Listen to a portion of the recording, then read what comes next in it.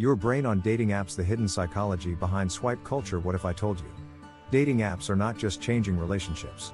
They're changing your brain. Every swipe, every match, every notification. It triggers the same psychological reward systems involved in gambling, social approval, and even addiction. And the craziest part? Most people think they're looking for love, while the app is actually training them to crave validation.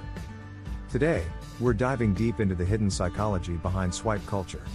Why dating apps can make people addicted, emotionally numb, impatient in relationships, and constantly searching for someone better. This is Your Brain on Dating Apps.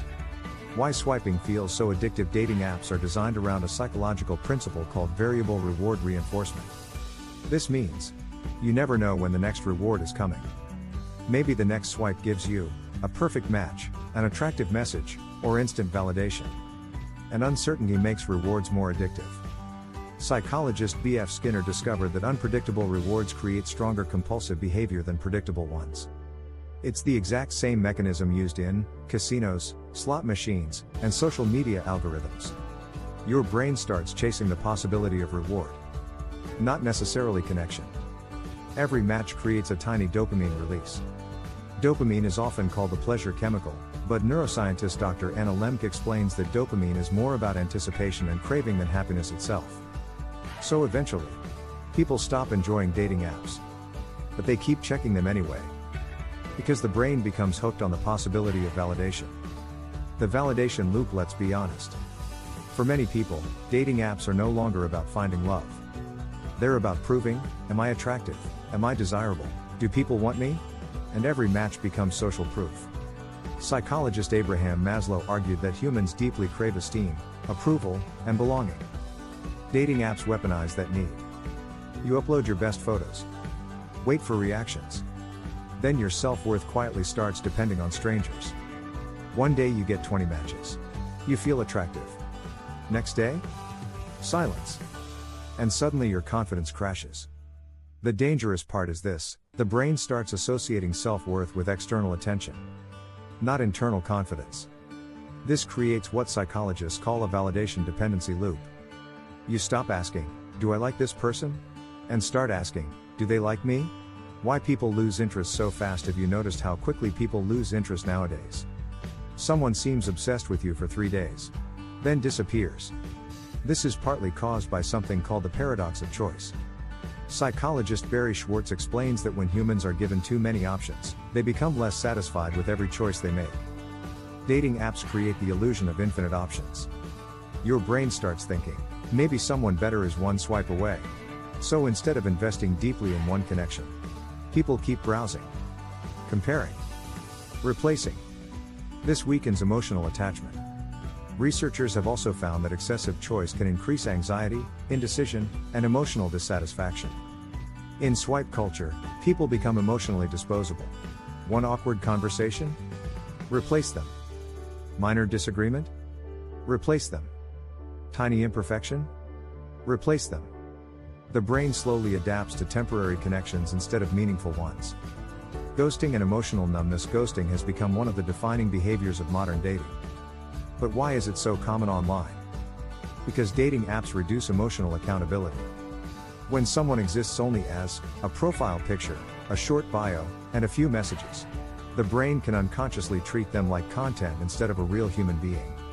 Social psychologist Sherry Turkle warns that technology can create the illusion of connection while reducing genuine empathy. And over time, constant exposure to short-term interactions can create emotional fatigue. People become numb. Conversations feel repetitive. Attachment feels risky. And vulnerability starts feeling inconvenient. This is why many users report burnout, emotional exhaustion, and difficulty forming deep relationships. Ironically, apps designed to connect people can sometimes make people feel even more alone. The dopamine effect on attraction. Another hidden psychological effect is how dating apps distort attraction itself. Fast-paced swiping trains the brain to prioritize novelty, excitement, and instant chemistry. But real relationships are built differently. Psychologist Robert Sternberg explains that long-term love depends on intimacy, commitment, and emotional bonding, not just excitement. Dating apps often overfeed the excitement stage. So people become addicted too. The chase, the flirting, the dopamine rush of someone new. But once stability appears, the brain mistakes calmness for boredom. That's why some people constantly restart the cycle: match, talk, flirt, lose interest, repeat. Their brain becomes conditioned to crave stimulation over connection. Are dating apps actually bad? Now, to be fair, dating apps are not inherently evil. Millions of real couples have met online. Some people genuinely find marriage, friendship, and meaningful relationships through these platforms. The issue is not the technology itself. It's how the technology interacts with human psychology. When used intentionally, dating apps can expand social opportunities. But when used compulsively, they can distort self-worth, attention span, emotional attachment, and relationship expectations. The key difference is awareness. Are you using the app consciously? Or is the app unconsciously using you? Final message at the end of the day. Humans were never designed to evaluate hundreds of romantic options in one sitting. Your brain evolved for deeper social bonding, not endless scrolling.